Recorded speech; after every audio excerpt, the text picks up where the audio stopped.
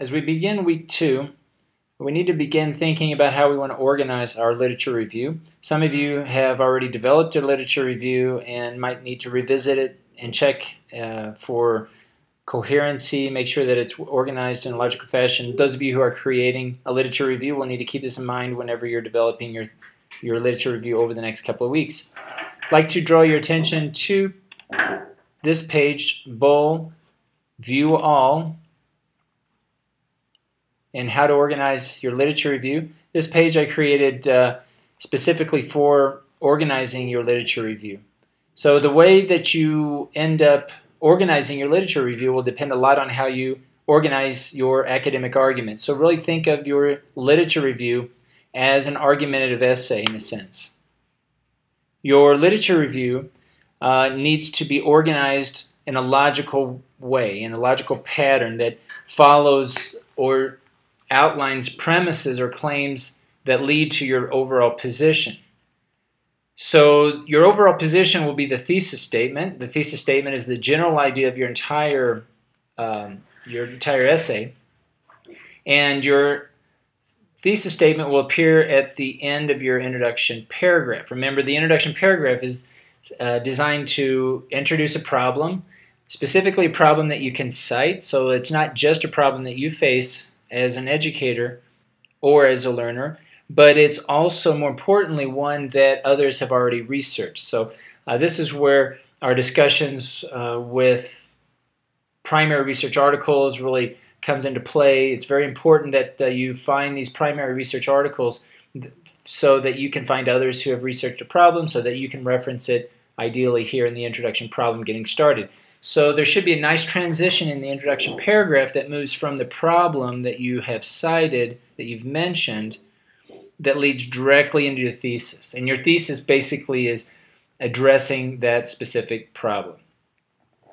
The rest of your essay really is designed to address the thesis statement, that is to provide evidence and discussion and argument that supports the overall position or your thesis statement. So your research problem also should relate to your research questions, which for our purposes I would suggest that you include at the end of your literature review. That is, the last paragraph should restate the thesis statement. It should introduce the purpose of your research and then lead naturally into your research questions. Remember to end that final paragraph, that last paragraph of your literature review, include just a closing sentence, so not to end that paragraph with the questions themselves. So that last paragraph then is kind of a transition between the theory, what others have done with regard to your research, into your own particular research that will begin the method section that follows. So a good argument, just as a review, includes a thesis statement or claim that declares your own position with regard to the problem that you're researching.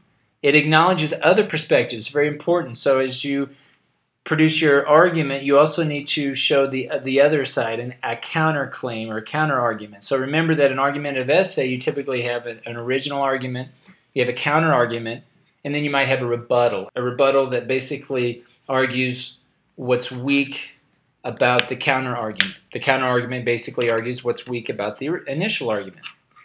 You also need a set of clearly defined premises that illustrate the argument's line of reasoning, so we'll look at that here in a few minutes, and evidence that validates the premises. So this is where you'll have some citations that give support to your claims, and then an overall conclusion that convinces the reader that the argument is sound, that you have finally concluded with a very persuasive argument.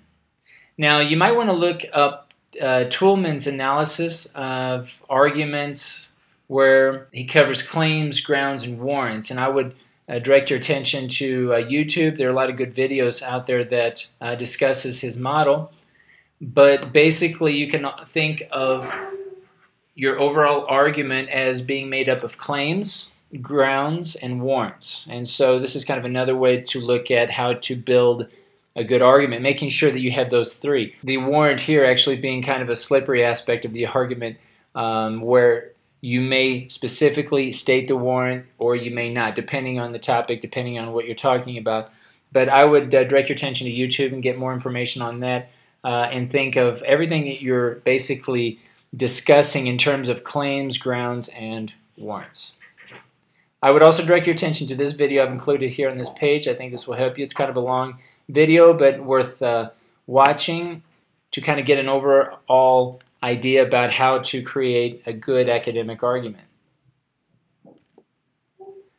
Now, what I've included here on this page below the video is basically a discussion of premises. So I'm using premises here in claims to kind of describe how you're going to basically organize your ideas. Very simply, you can look at claims as being, I'll provide an example here. You might say that men are animals.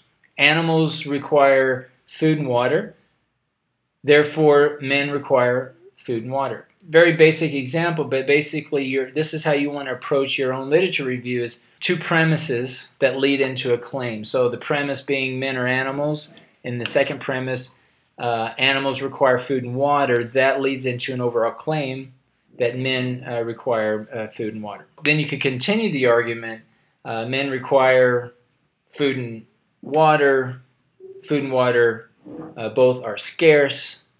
Therefore, men are scarce. I mean, this is a silly example, but you can see how these premises then lead into overall claims. But this is what you want to do when you organize your ideas. You should create premises that lead into claims, premises that lead into claims, and continue on through that logical progression as you lead into your final conclusion, your final argument. So I created this page. Hopefully this will help. Take a look at it. Feel free to ask questions in the comments here below. Obviously, you can reach out and send me emails if you have particular questions. We'll be talking about it in our tutoring sessions, but you can also come by my office if you feel you need to discuss this outside your tutoring session. But spend a lot of time this week, the second week, starting into your literature review, making sure that your ideas follow a logical pattern, they're coherent and cohesive. We want to follow good unity with regard to each paragraph and so on. We'll continue talking about developing paragraphs as we go along, but I think generally speaking we need to look at the overall organization, and I think this page is a good place to start. So let me know if you have any questions or doubts, and I'll see you in our next tutoring session.